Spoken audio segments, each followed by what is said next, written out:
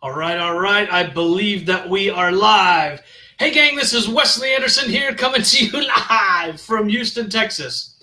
I'm normally super energized after a great workout and got all fiery and everything, but I just did the Tabata on the bike, and I think that's probably the equivalent of doing burpees. Tabata is the devil, and so I can barely breathe right now. So if I'm a little bit off, I even got my notes today because I know I'm a little less energetic. So I want to thank everybody for jumping on. If you're catching this on the replay, if you'll hit hashtag replay.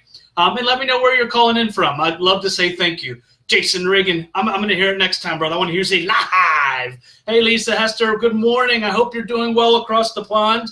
I hope everybody's having a fantastic, what is today, Wednesday? All right, I hope everybody's doing well. I need to count soon. I think I'm on 15 of my 90 days of lives, learning and having fun. Hey, Kelly Lyons, great to see you, my friend.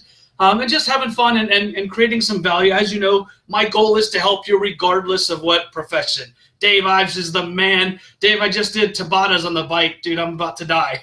So Dave's someone that has been working out and kicking butt. And again, I told you guys, I love seeing people post that kind of stuff because it motivates me. So, hey, Paul, go Bucks. Go, brother. I hope you're doing well. Let's catch up soon. So just a quick recap of the last few, the last live, okay? And that was being impatiently patient. And I hope you guys are really taking that to heart. Maybe ordered a book, The Compound Effect, to think about that. And also, again, I'm going to remind people every day, if you're building a business on Facebook, did you add your 3 to 5 people today? And if you did not and you want to know how to stay out of Facebook jail, go back a few videos of mine and watch that, talking about how to add 3 to 5. That way you're constantly creating business. You're constantly creating relationships. Okay, and so today's topic, all right, and it's really just a question I want people to start practicing, and I don't want people to come back and go, Wes, you're a mean guy. You got to be more understanding, because understand that I've been through ups and downs. I'm an entrepreneur, okay, but I like to coach, and sometimes I have to tell some of my people on my team or other people I'm coaching is, hey, this isn't personal. You want me to help you with business, then this is how we have to do that, okay? So make sure that you're doing it this way, all right? So what I do, so I guess the topic today is I have no money, okay? And what do you mean by I have no money? When someone tells you they have no money, okay, you have to ask them a question, because especially if you're starting any kind of startup in business requires an upfront investment, okay? It requires an investment. If someone says if it requires money, I can't do it, stay away from people like that. Free doesn't work in this world, okay? And you know what I mean by that. Anything worth value in business, there's going to be some kind of investment. So the question you need to start asking, if you have a prospect, that you should walk them through whatever it is, your weight loss, skincare, whatever your company is, all right? If they say to you, I don't have any money, all right, instead of dancing around it, you're going to ask them a simple question, okay? And that question is that the reason you cannot do this? Or is that the reason that you must do this? Okay, and you're a business person. Stop dancing around it. You don't need to try to convince. That's the question. Is that the reason you cannot do this right now? Or is that the reason that you must do this? Hey, Russ McCann, thanks for jumping in, brother. Glad you did your 3x3. You're the man, brother. So that is the question you need to ask. And if they tell you guys that they cannot, it's the reason they can't do it, then you need to leave them alone. They've made their decision up, and I see so many people out there going, oh my gosh, they need this so bad, they need this so bad. I need to convince them. No, please listen to them. If they said they can't, and that's the reason, then leave them alone. All right, leave people like that alone. And love them doesn't mean they're bad, but they've already made their decision. They're not interested in changing right now, okay? Now, if they say that's the reason that I must, your answer is great. Let's find a solution. Let's get creative right now. And I'll be the first to tell you, I've lived out of my truck. I've slept on couches before. So I've been in that situation where I had to rely on some friends to help me. And I'm very grateful for that. But ultimately, I knew that I was there because of my own doing. I wasn't a victim.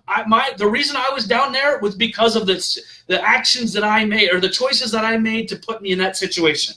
The only way to get out of there was to become solution-oriented. Okay, to be creative. So if you're in a network marketing company, if they can't get started in your company or making a product purchase, then you need to say, hey, all right, we need to get creative. If that's really what you want to do, the way I will work with you is if you want to be creative so we can make a product purchase. That might be something like doing a garage sale, helping them do that, okay? Helping them sell some things on Amazon, all right? It might be giving them some product that you have to sell first before they get started, right? It's just making sure that they have skin in the game.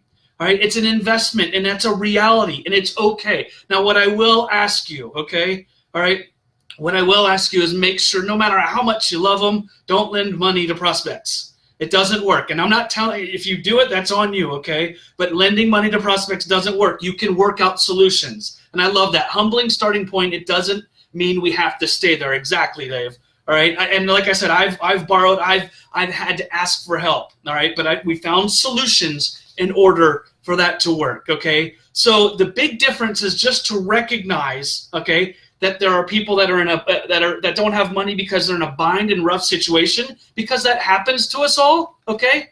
And then there are those that are just not interested in change right now, and you can still love them, all right? But stop chasing people that don't have the money, all right, that don't want change. Okay, so make sure that you're working with people that have skin in the game. That's just a reality. You want to be practicing that kind of method because guess what, all right? Because your time is valuable. You're a business person.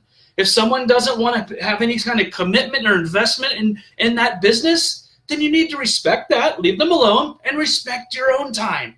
Respect yourself enough to say, hey, love you, cool. All right, if things ever change, we can get solution-oriented, and I can help you work through this, okay? So, guys, really, I'm going to repeat that question again, all right? If they say, I don't have any money, all right, is that the reason you cannot do this, or is it the reason that you must? And if they say it's the reason that I really need help, then yes, be awesome, be human, help them find a solution to get to that greatness, okay? Because there are solutions for absolutely everything out there, all right? Don't be afraid to have a little posture and ask that question, because if you do that, you will save a lot of time and a lot of stress, all right? So that's my push for today. I hope you got some value out of this. If you liked it, please like, comment, share if you think it'll help someone. My goal, again, is always to help people, all right? I love doing it, and so with that being said, the Tabatas really kicked my butt today. I'm still out of breath and jumping all over the place. But I hope everybody has a fantastic rest of the day. Those of you that are traveling tomorrow for the holiday, have a super safe traveling weekend. And my name is Wesley Anderson, coming to you live from Houston, Texas. Peace out.